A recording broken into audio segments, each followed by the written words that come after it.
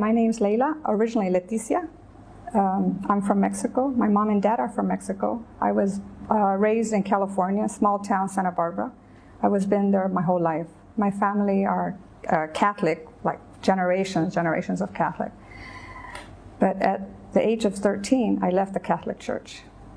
I didn't understand it. I would go to the nuns and I would say, I don't want to confess to the priests. And they said, don't be insolent. I would go to the priest and I said, why can't nuns get married? Why can't you get married? It's natural. And they said, you're being insolent.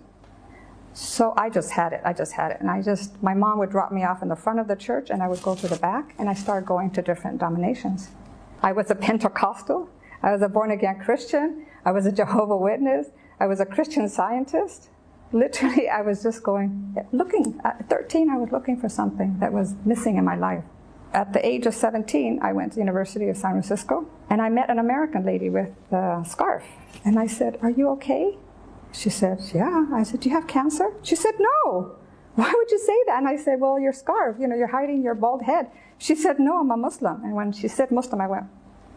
And she said, why do you say that? And I said, I know about Islam. She said, what do you know? And I said, I see them hitting themselves and the blood going. And she said, no, that's not Islam. She gave me books, she gave me cassettes. And I was shocked. I never realized how beautiful the religion was. So one time I was at the university and I was running late for class. And I was in my bicycle. And this was later, like around 7:30. And it was dark. And I was just running in my bicycle. And I was thinking about Islam. And I was thinking about all the other religions. And I had that, how am I doing the right thing? Because I was ready to convert. So I was going really fast on my bicycle.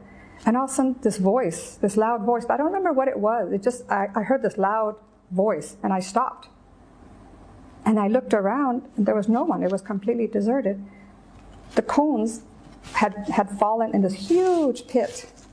And I had stopped at that second. And I knew this was God telling me, if you don't come to Islam, something else is going to be in your life that's not going to be a good thing. I just stopped, and at that moment I knew. So I went back to my American friend, Miriam, and I said, I want to be a Muslim. And then she said, read more about it. So I read Surah Al-Maryam, and that was it. I just knew if women had such a high degree in Islam, I wanted to be part of that. I could see that Islam has made me a better person, gave me more patience. I'm more sympathetic. I have more empathy for people. If someone asked me to borrow money, I said, I'm giving the money. I'm going to but I give it as a gift. I don't expect it back, although I'm not telling the person that because it's their responsibility. I never would have thought of doing this 30 years ago. I want my money. Where's my money? It's gone. All that's gone. Materialistic things aren't that important anymore. I didn't have any concerns when I became a Muslim because I did my research. I had gone to so many other religions and I saw all the holes and it just wasn't complete. So when I came to Islam, I did my research. I did my reading and asking questions, and anyone who would answer me was very helpful. The only concern I had was my parents accepting me. That was hard. I mean, those are your parents. Those are the ones who raised you, and they felt like they did something wrong for me to go in a different path. But once they started seeing that I'm a better person, they grasped me. They loved it.